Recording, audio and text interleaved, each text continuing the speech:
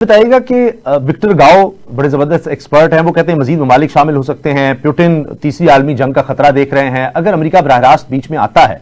Trump کہہ چکے میں 2 ہفتے میں فیصلہ کروں گا کہ ہم نے یہ اپنا جو بوم ہے، سب سے بڑا بوم 30,000 ٹن کا شاید جس کو کہتے ہیں، وہ استعمال کرنا ہے نہیں کرنا نیوکلیئر صلاحیت ختم کرنے کے لیے ایران کا، تو اگر امریکہ بیچ میں آتا ہے کیا اور ممالک بھی آ سکتے ہیں اور پھر یہ جنگ پھیل جائے گی؟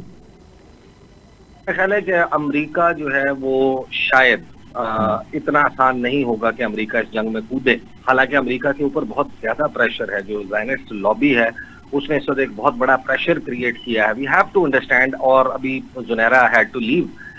But I slightly disagree with her and let me please allow me کہ میں اپنا آرگومنٹ بلڈ کروں. کہ زنیرا نے کہا کہ اسرائیل کے عوام بنجمن نیتن یاہو کے پیچھے کھڑے ہوں گے. میں اس سے ڈس ایگری کرتا ہوں. اس کی وجہ یہ ہے کہ جنگ کا ایک ٹراما، ہم اسرائیل کی بات کر رہے ہیں کہ جہاں کے لوگوں کے ذہن میں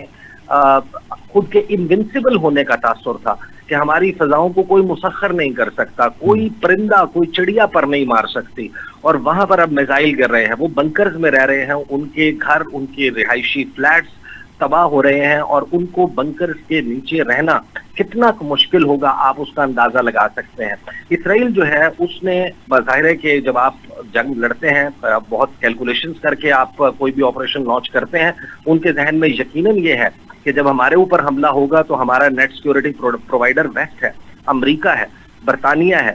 یہ ممالک ہیں، یہ سارے ہماری پشت پر کھڑے ہوں گے. لیکن ان کے سامنے بھی یہ سوال موجود ہے کہ اب جو لڑائی ہے وہ جو صورت اختیار کر رہی ہے، اگر اس میں چین اوورٹلی تو ظاہر ہے کہ ایران کے ساتھ کھڑا ہے. رشیا وہ ملک ہے جس میں یہ پوٹینشیل بھی ہے، جس میں یہ ولنگنس بھی ہوگی کہ اگر مزید پلیئرز اس میں داخل ہوتے ہیں تو پھر آپ اندازہ لگا لیں کہ بلیک سی سے لے کے باسفورس اسٹریٹ سے لے کر پھر اسٹریٹ آف ہرموز،